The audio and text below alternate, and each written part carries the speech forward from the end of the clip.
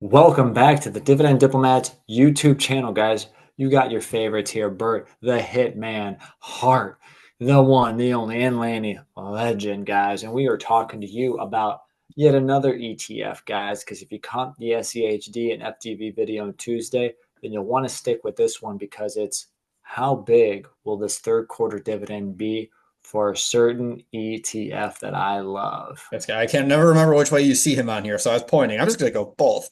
Smash that subscribe button, everybody. Give this video a thumbs up. Help your boys get to 20,000. We are closing in on it, so thank you everybody for that love and support over the years. I'm juiced up. I'm excited. We're talking dividend growth expectations for VYM. Let's effing go, everybody. There it is, guys, talking about the Vanguard High Dividend Yield ETF VYM. And if you guys don't know, we own, my wife and I, over 1,500 shares of this mother effing ETF. Been buying them for over 4 straight years. And I'm always ready, and we ain't stopping, guys. So now it's all about what is this upcoming third quarter dividend going to look like? And we're really going to base it on the top 10 holdings in their portfolio. How high has that dividend growth been for them over the last 12 months? And how we might be able to predict a little bit of what that Q3 dividend payout could be here coming up probably within the next 2-ish weeks, 2 to 3 weeks, guys, because Vanguard's high dividend yield ETF payment usually comes. Sometimes they could surprise you and do like the later upper half of the middle of September. So like the 18th ish, give or take a few days, or it'll be like September 25th, give or take a few days. Really just depends. What do you what do you think, Bert? Oh, I know. It's such a mystery of when it comes, and I know you how much it bothers you when it doesn't come when you second half of September, you are going to be watching every single day to see when it comes, see when it gets released. And you better follow us on X because you bet that we are going to talk about the impact of that the minute it's announced. Doing a quick check-in here on dividend growth so far in 2024 for each quarter. VYM has seen Q1 was interesting. Q1 was a decrease from Q1 of 2023. It went down. Q2, significant jump up. It was a huge jump from 87.5 shares to a $1.02 per share per quarter for VYM. So who knows what what Q3 is going to take, but we're going to have some fun setting the expectations and going through it in the video. That's what it's all about.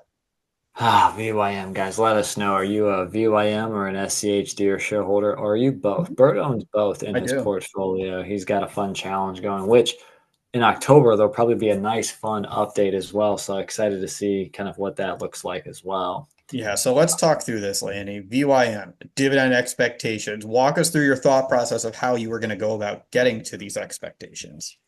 Yeah, it's kind of something we've done here on the channel before. I figured if you take you could look at it from a few different lenses and maybe come up with your own assumptions and analysis here, guys. But figure we can look at the top 10 holdings and look at the last 12 months, what they've done to the dividend from a dividend increase, dividend growth standpoint. See what that average is, just not even a weighted average. What's the average growth rate amongst the top 10? And then what we'll do is we'll look at the weighted average within the fund. Again, the top 10 only make up 24% of the ETF. And then maybe we'll do like a 75% estimate of what the top 10 average is across the remaining, 75% of the portfolio, essentially. So then you get to like maybe a combo weighted average dividend rate, and you'll kind of compare the two. And you'll actually find out that that assumption is like, oh, yeah, kind of close already. So pretty interesting, right? Yeah, it's fun. It's a good way to do it. We're going to look through it. And the top 10 obviously holds so much weight in here because a lot of funds, especially like your SDHDs, I know, put so much effort into that top 10 here, especially with VYM. When you look at it, there's separation at the top, and then a lot of them are going to be in that 2%, 1% range going down. So that's why you focus so much on the top 10. Yeah, absolutely, guys. The top 10 stocks quickly is Broadcom, AVGO, JP Morgan Chase, JPM, ExxonMobil, XOM, Johnson & Johnson, J&J, Procter Gamble, PG, Home Depot, HD, AbbVie, ABV, Walmart, WMT, Merck, MRK, and Bank of America, BAC. Mhm. We're going to cover one by one. Bert will take one. I'll go one. We'll talk about what the growth rate was, what the composition of the fund it really is as well. Yeah, Lanny, kick it off. You're the VYM guy. You start this one off. You Now, take. don't you own this first company though? No, this one I don't own. Okay, I keep getting them and Broadcom or Qualcomm mixed up, I think, for Yeah, you. you do. Dang it. Okay, all right. I have Qualcomm, not Broadcom, and Broadcom's number one on this list today. Not Medcom. Good. Okay. Yeah, so Broadcom, AVGO, they've had a 14% dividend increase this year. They are the number one spot on the Vanguard top holdings list at 4.23%. So very strong growth rate from AVGO. Yeah, number two, this one's going to be funny here for me. We got JP Morgan Chase, ticker symbol JPM. Their 12 trailing 12-month dividend growth rate is 9.52%. They have 3.53%. The reason I'm smirking here, Lanny knows, is I just did a $300 checking account opening bonus to get some cash. So JP Morgan needed some capital. They're giving out some cash for people that do a direct deposit and keep a balance for 90 days. I'm happy to be a customer and take that money from them. Bert wants his cash and he wants it now. Yes. Yeah. So JP Morgan's number two. Number three, Lanny. ExxonMobil, ticker symbol XOM, they have a modest dividend increase in the last 12 months of 4.39%, and they make up just about 3% of the overall Vanguard VYM ETF. Up next, my favorite, the one we famously bought 100 shares of for my wife and I, Johnson & Johnson, ticker symbol J. And J, dividend growth rates sucked over the last 12 months. I'm not going to lie. It's 4.2% for J&J, and they make up 2.2% of the fund. You know, they just did the big, Yeah, Kenvue spinoff, so give them some time. I'm sure they'll be back to that good old 5.5 to 7.5% growth. for sure. Um, But yeah, next up, another top five foundation stock, Procter and Gamble, PG, 6.99% dividend increase for this dividend growth stock, this dividend king. Again, they represent 2.2% of VYM. All right, next up, Home Depot, ticker symbol HD, my preferred home improvement store of choice compared to Lowe's. Home Depot's dividend growth is 7.65%. They make up 2.11% of the fund. Pretty Yeah. good. Pretty good. Next up, guys, another big pharma stock here, AbbVie, ABBV, a modest 4.72%, guys. Gone are the days of the high flying dividend growth from AbbVie. And they represent just under 2% at 1.9% of the overall ETF. But hey, I think the share price appreciation you've experienced has been plenty, because if we quickly check out what that stock has done, yeah, up 21% this year, up 30% since this time last year. So, Yeah. AbbVie. Yeah, you might as well keep that browser open because the next one's going to have the same story here, Lanny, is Walmart, ticker symbol WMT. Dividend growth is 9.21%.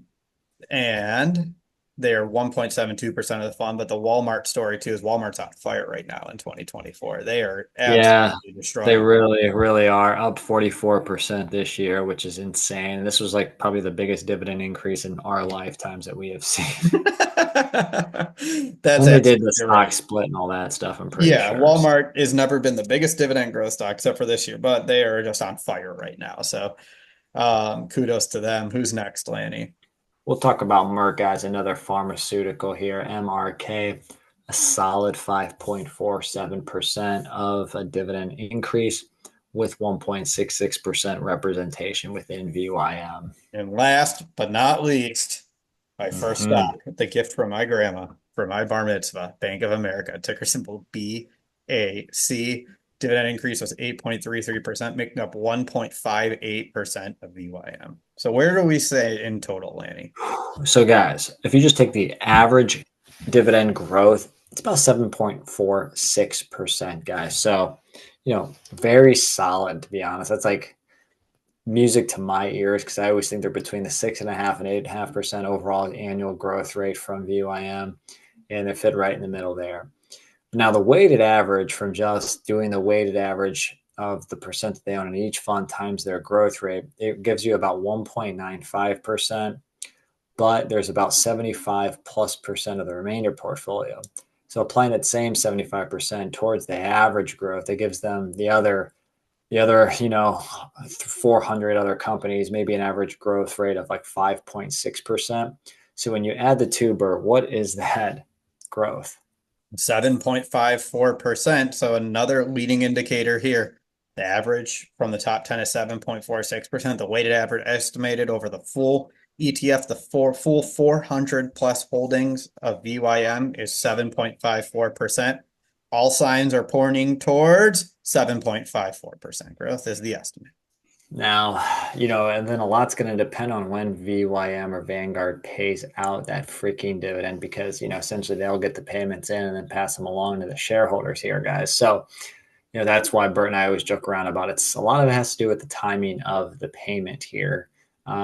So I'll say this, it won't be like if you caught our video on Tuesday, it probably won't be FDVV status here being down 19 or 20% in the first couple quarters this year over year. Is there a chance that it could be negative? Sure, just like Q1. But is there a chance that it could be positive? Absolutely. Again, signs that we're pointing to is that overall, the ETF probably should experience year over year on an annual basis, probably about 7.5% this year, right? Yeah, I think so. And it'll be fun to watch. It'll be fun to monitor. I can't wait to see what this one's going to have.